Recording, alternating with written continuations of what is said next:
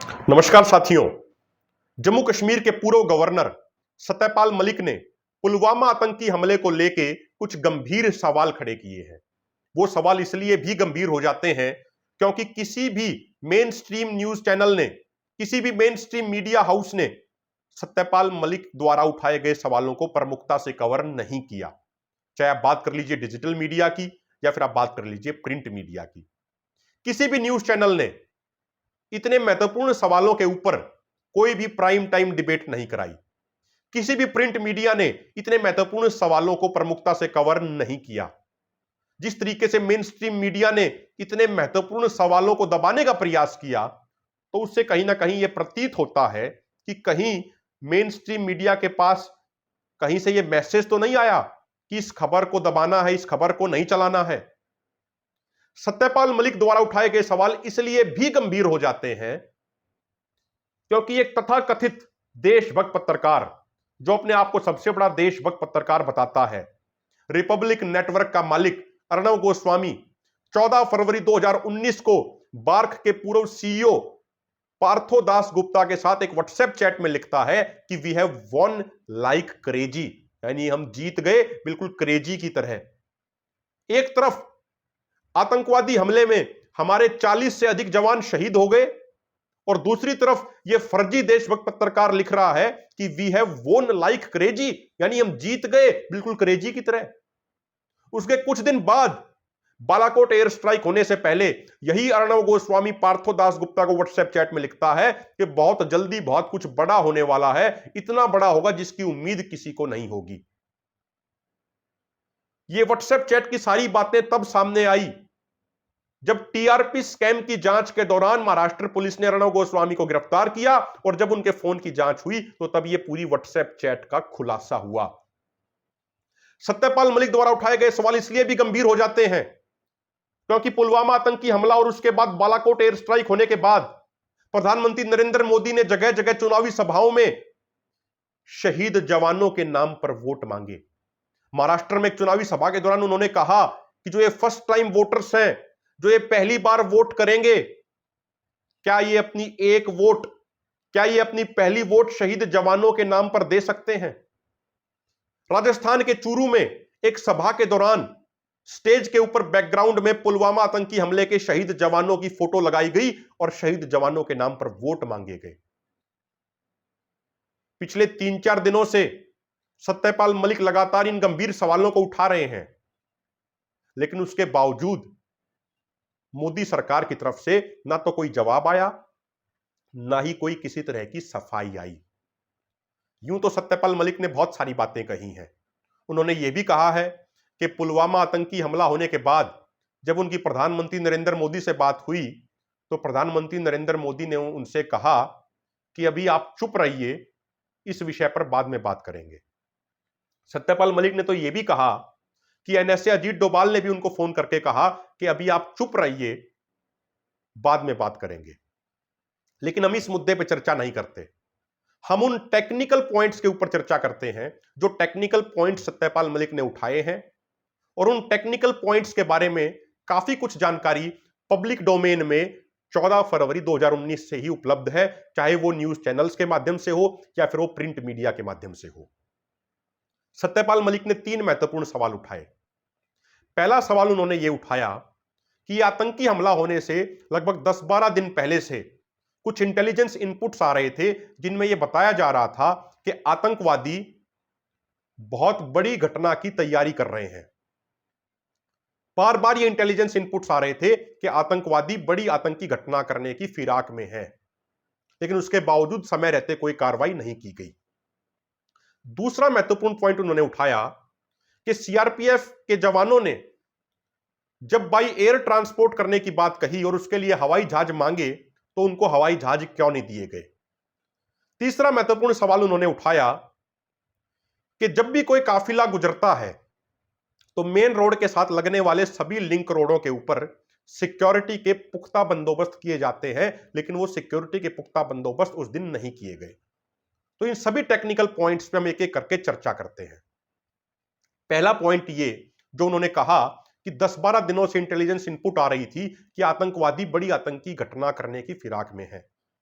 इस पूरे विषय पे द हिंदू की फ्रंटलाइन मैगजीन के पत्रकार आनंदो भक्तों ने 1 साल की ग्राउंड इन्वेस्टिगेशन करने के बाद एक आर्टिकल छापा जो 21 फरवरी 2021 को ऑनलाइन एडिशन में छपा है। उसमें उन्होंने यह कहा कि उनके पास बहुत सारे डॉक्यूमेंट्स अवेलेबल हैं, ये पूरी जांच करने के बाद, जिन डॉक्यूमेंट्स के आधार पे वो कह रहे हैं कि 2 जनवरी 2019 से लेके 13 फरवरी 2019 तक 11 इंटेलिजेंस इनपुट्स आए, जिन इनपुट्स में यह बताया गया कि आतंकवादी कोई बड़ी आतंकी घटना करने की तैयारी में है। आनंदो भक्तों ने कहा कि आतंकवादी बदले की भावना के तहत किसास करना चाहते हैं। किसास एक टर्म होती है जो आतंकी यूज करते हैं बदले की भावना के लिए। तो आनंदो भक्तों ने बताया कि 18 जनवरी को एक इनपुट आती है जिसमें यह बताया गया कि कुछ विदेशी आतंकवादी 20 के आसपास लोकल आतंकवादियों को आईडी बनाने की ट्रेनिंग दे रहे हैं और उसको लेके पुलवामा में आतंकवादियों की मूवमेंट हो रही है। उसके बाद 24 और 25 जनवरी को 2 इंटेलिजेंस इनपुट आते हैं जिसमें यह कहा गया कि मुदस्सर अहमद खान और गाजी अब्दुल रशीद नाम के आतंकवादी इस पूरी आतंकी घटना की प्लानिंग कर रहे हैं। यह गाजी अब्दुल रशीद विदेशी आतंकवादी था और मुदस्सर अहमद खान लोकल आतंकवादी था। उस 24 और 25 तारीख के इंटेलिजेंस इनपुट में यह भी कहा गया कि इन आतंकवादियों को त्राल और मिडोरा इलाके में देखा गया है और एक्सपर्ट्स का कहना है कि यह बहुत एक्शनेबल इंटेलिजेंस इनपुट थी जिसके ऊपर एक्शन लिया जाना चाहिए था, लेकिन कहीं चूक हो गई और एक्शन नहीं लिया गया। बाद में पुलवामा आतंकी हमला होने के 100 घंटे बाद गाजी अब्दुल रशीद को हमारी सिक्योरिटी फोर्सेस ने एक एनकाउंटर में मार गिराया और उसके बाद 11 मार्च 2019 को मुदस्सर अहमद खान नाम के आतंकवादी को हमारी सिक्योरिटी फोर्सेस ने एक एनकाउंटर में मार गिराया। तो एक्सपर्ट्स का कहना है, आनंदो भक्तों ने भी अपने उस पूरे आर्टिकल में सवाल उठाए कि जब इंटेलिजेंस इनपुट आ रही थी तो उस समय कार्रवाई क्यों नहीं की गई, कहां पर चूक हुई। आगे वो आर्टिकल में लिखते हैं कि 13 फरवरी 2019 को भी एक बहुत पुख्ता इंटेलिजेंस इनपुट आई जिसमें यह कहा गया कि पुलवामा और अवंतीपोरा के इलाके में आतंकवादी किसी बड़ी घटना की तैयारी कर रहे हैं और कॉन्वॉयज को निशाना बनाया जा सकता है। आनंदो भक्तों उसी आर्टिकल में लिखते हैं कि 12 फरवरी को एक और इनपुट आती है जिस इनपुट में उन्होंने एक ट्विटर हैंडल का जिक्र किया है और वो एक ट्विटर हैंडल जिसके बारे में डाउट है कि वो ट्विटर हैंडल पाकिस्तान से ऑपरेट हो रहा था। उस ट्विटर हैंडल पे लिखा गया कि बहुत बड़ी आतंकी घटना की तैयारी हो रही है और उसको लेके जो आईबी के अंडर में जो मैक बनाया गया है, मल्टी एजेंसी सेंटर बनाया गया है, उसको भी उस ट्वीट के बारे में, उस ट्विटर अकाउंट के बारे में शिकायत दी गई और उन्होंने भी उस शिकायत को लगभग 7:30 बजे 12 तारीख को दर्ज भी किया है।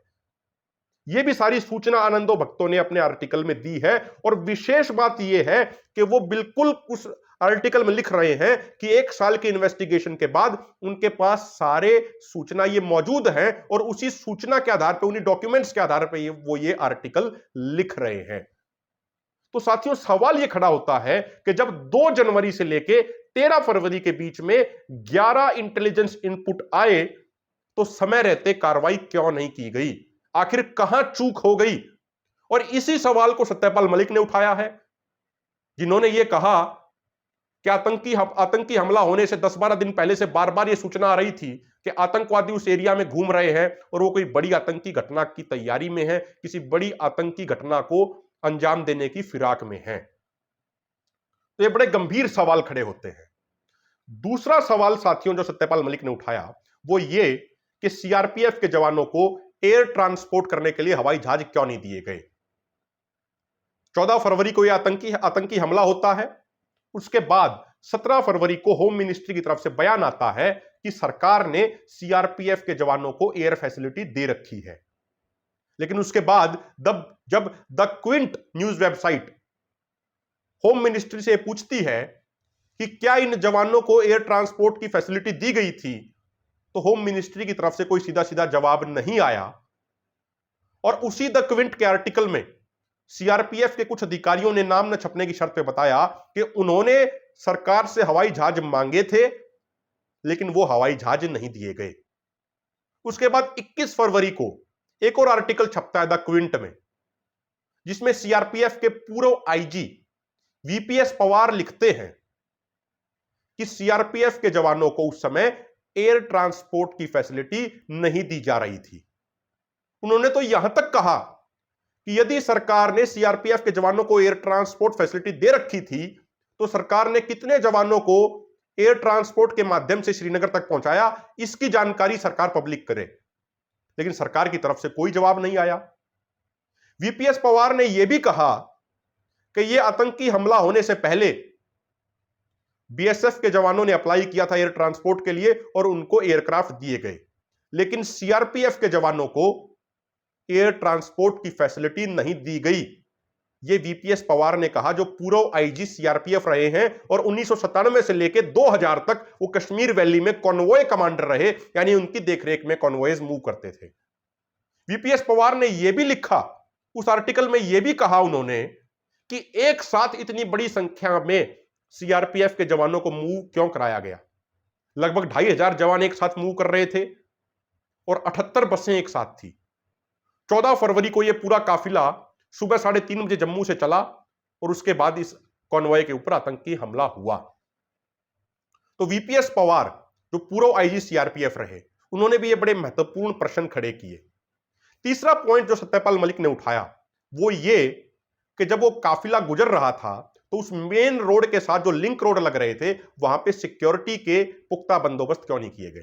तो साथियों, मैं आपको एक चीज बताता हूं, पिछले 9-10 सालों में मैं भी कई बार जम्मू कश्मीर गया हूं और जो मैंने भी देखा है, वहां पे क्या होता है कि सुबह सुबह सभी मेन रोड को सैनिटाइज किया जाता है। खासकर जिस रोड के ऊपर कॉन्वॉय की मूवमेंट होनी होती है, उसको पूरे तरीके से सैनिटाइज करते हैं। रोड ओपनिंग पार्टीज लगाई जाती हैं जो ये चेक करती हैं कि कहीं पे कोई आतंकवादियों ने आईईडी तो नहीं लगा रखी, कहीं पे कोई आतंकवादी छुपके तो नहीं बैठे एम्बुश करने के लिए, आतंकी हमला करने के लिए। इन सभी चीजों की जांच की जाती है और जो लिंक रोड होते हैं वहां भी ट्रैफिक को रोका जाता है।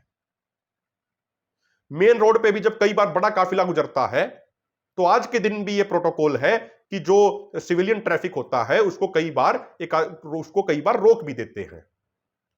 तो जो सत्यपाल मलिक ने जो ये सवाल उठाया कि आखिर उस दिन कहां चूक रह गई कि एक लिंक रोड से एक आतंकवादी लगभग 300 किलो आरडीएक्स के साथ आता है और सीआरपीएफ के कॉन्वॉय में घुस जाता है, जिसमें हमारे 40 जवान शहीद हो जाते हैं। तो यह बड़ा महत्वपूर्ण प्रश्न था, कहां पे चूक हुई कि वो आतंकवादी काफिले में घुसने में सफल हो पाया, जिसमें हमारे 40 जवान शहीद हो गए। किस तरीके से वो आतंकवादी वहां तक पहुंचा, यह बड़ी जांच का विषय है।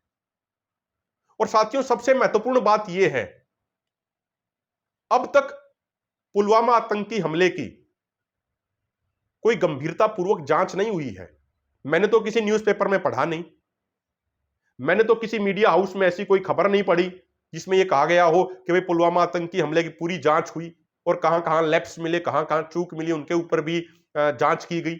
मैंने तो ऐसी रिपोर्ट कोई पढ़ी नहीं है। चलो ठीक है, 2 मिनट के लिए यह बात मान सकते हैं कि भाई पब्लिक डोमेन में ऐसी बातें नहीं बताई जा सकती, लेकिन कम से कम जांच हुई इसकी तो जानकारी मिलनी चाहिए ना। सरकार ने क्या कदम उठाए उसकी जानकारी तो आगे मिलनी चाहिए ना। लेकिन पुलवामा आतंकी हमले की कोई जांच की खबर अब तक सामने नहीं आई। तो साथियों, ये बड़े महत्वपूर्ण सवाल सत्यपाल मलिक ने उठाए हैं।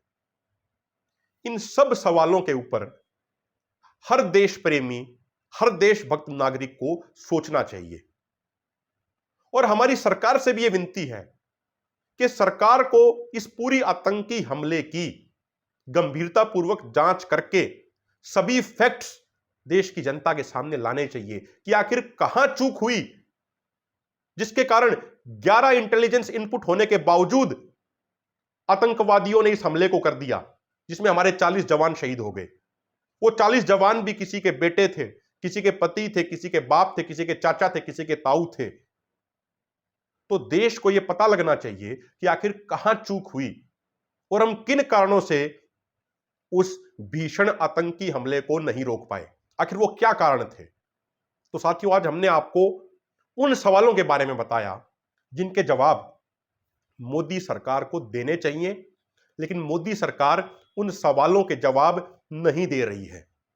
और जो कोई भी सवाल पूछता है उसको देशद्रोही का टैग दे दिया जाता है, उसको देशद्रोही का सर्टिफिकेट दे दिया जाता है। जबकि जो हमारा लोकतंत्र है, जो हमारा लोकतांत्रिक ढांचा बनाया, जो हमारा संविधान बनाया, जिसके लिए बहुत सारे क्रांतिकारियों ने, अंबेडकर साहब, सरदार पटेल, भगत सिंह, चंद्रशेखर आजाद, अशफाक उल्लाह खान, इतने लोगों ने कुर्बानी दी जिस संविधान को बनाने के लिए, जिस लोकतांत्रिक ढांचे को खड़ा करने के लिए, वो संविधान और वो लोकतांत्रिक ढांचा हमें यह अनुमति देता है कि हम लोकतांत्रिक प्रणाली के तहत सवाल पूछ सकें, हम संविधान के दायरे में रह के सवाल पूछ सकें। सवाल पूछने का अधिकार हमारा संविधान और हमारा लोकतंत्र हमें देता है। लेकिन उसके बावजूद आज ये माहौल बना दिया गया आज के दिनों में कि जो कोई भी सवाल पूछता है, सवाल का जवाब देने की बजाय उसको देशद्रोही का सर्टिफिकेट दे दिया जाता है। लेकिन यह पुलवामा आतंकी हमला एक बहुत बड़ा हमला था और इस पूरे आतंकी हमले की जांच होनी चाहिए और देश के सामने उन सवालों के जवाब आने चाहिए जो सवाल सत्यपाल मलिक ने उठाए, जिन सवालों के बारे में हमने अभी आपसे इस वीडियो में चर्चा की। आपने इस वीडियो को सुना, उसके लिए बहुत बहुत धन्यवाद, बहुत बहुत शुक्रिया।